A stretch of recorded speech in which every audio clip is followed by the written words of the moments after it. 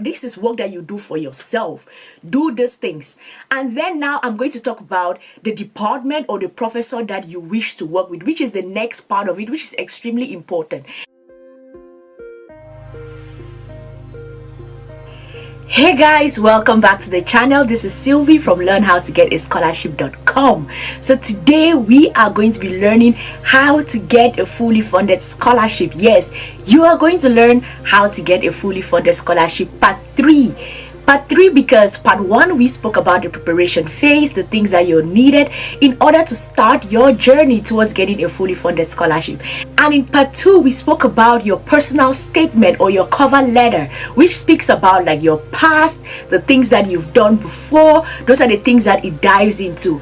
Today we are going to be talking about your future. Yes, your future. This is your research proposal. These are the things that you're thinking about, you want to study. So this is what your plan for the future. That is your research proposal. It is actually your plan for the future. So that is what you are going to be learning today. Pick up a pen and paper and write down everything that I say, because what I want to do here is give you the tools, give you ideas that you can implement today. And by the time you finish watching this video, you're going to have a draft of notes that you can take and work with, and in the next 2 weeks or 1 week you can have some sort of a first draft of a research proposal. That is what I want to accomplish with this video. So pick up a pen, a paper, and start writing down. Okay, when you wish to write a research proposal, 2 parts. I'm going to divide the video into 2 parts, and that is how I want you to think about it. You have to do a background research on yourself, and then you have to do another research on the department or the professor that you want to work with. So let us begin with the background on yourself. First, what do you want to research about? What is that thing that you're curious about? What is that thing that drives you, that you're so curious about, you want to do some research? If you are a high school student, maybe it is something that you have seen around and you want to write it down because you want to go do your bachelor's degree. That is that curiosity, put it down. If you are wanting to go do your master's, it can actually be something that you started working on at your bachelor level. And if you want to go do your PhD, of course it can be something that you started working on at the master's level or even at the bachelor level. Maybe you've seen something that you're just like, I want to really dig more into this. So the first thing is clarify, what do you want to research about? And then when you're able to get that, it is important that you explain, why does it matter? Why does it matter? My professor always says, and so what? And so what? Like, yeah, there is a topic, and so what? So you need to be able to prove, why does this specific research matter? And we did a video earlier on this channel.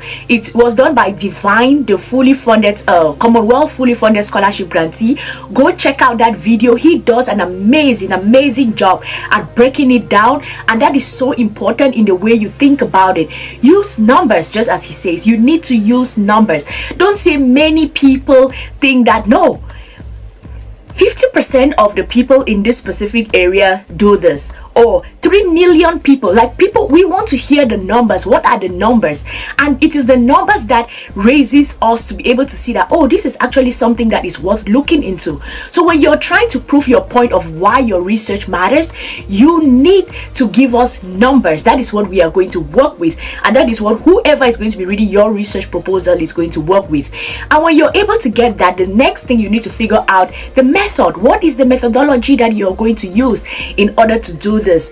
What method? You need to research that. And when you're able to lock down the method that you're going to use, the next thing that you have to focus on is, what are the anticipated findings? Of course, you may not have like the total findings of what your research is about, but you should have some kind of a good idea of where this research can lead to. Where do you think that this research can lead to? It's important that you have like those anticipated findings.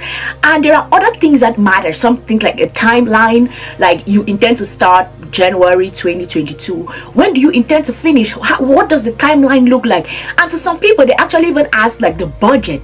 Some people even break it down to the budget. Not everybody, but some people can break it down to like the budget, like how much do you need to accomplish this specific research proposal. So I want you to think about all of those things. And then the last thing when you think about it in reference to yourself is, how about the jargons? What are the languages that you're using? Because sometimes you may be in some field, let's say engineering, and the wordings that you people use there is something that a layman cannot understand. So how do you make that research proposal in a way that someone coming from your background can pick it up, read it, and be able to understand it? So go back into that what you've written, the draft, and look at what are some of the wordings that you're using there that may not be understood, and then break it down, make a note of them.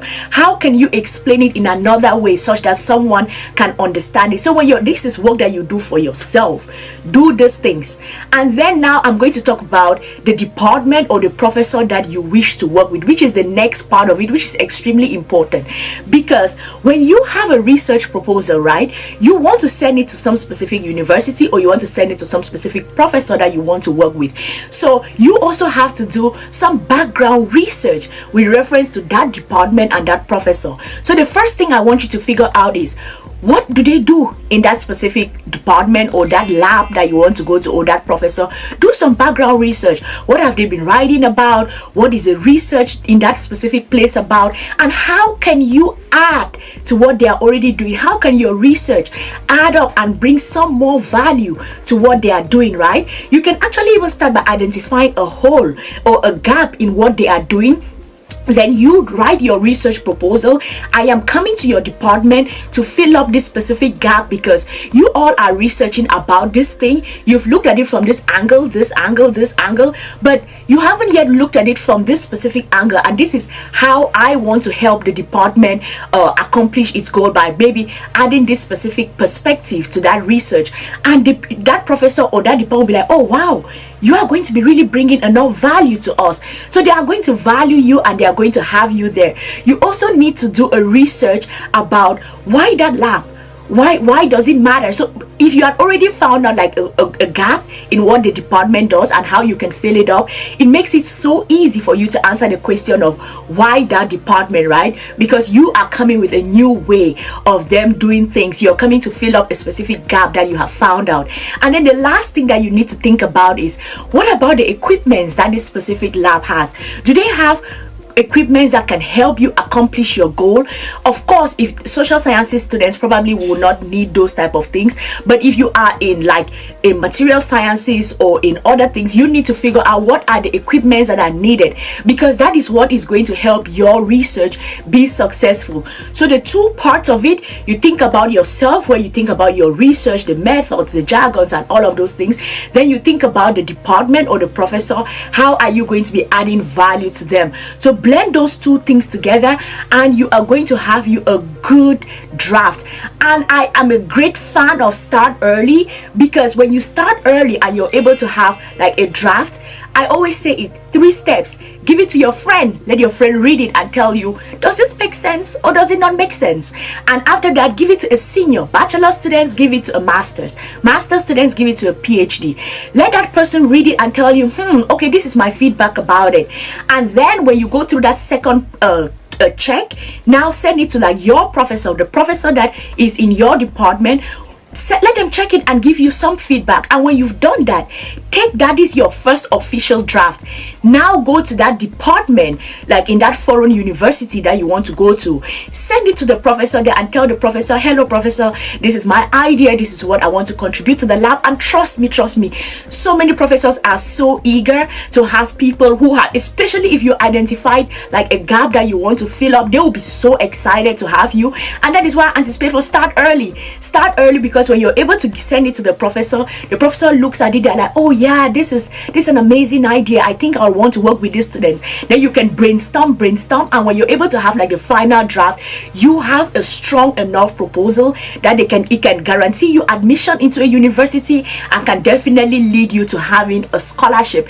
Because when you already have a professor who is willing to actually take you in their lab, you are already one step ahead of the curve.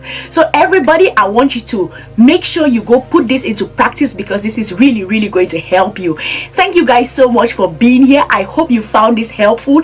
Please do well to subscribe and let us have a conversation in the comment section. Are you going to be writing like a research proposal? What are your challenges? Let us have a conversation there so we can get to share with each other maybe more tips that others can learn from you. Thank you guys so much for being here. I am going to see you in the next one. Cheers. And remember, this is the third part of a 5-part series, so you can either go watch the ones before or make sure you watch the ones after. I'm going to see you all in the next one. Cheers.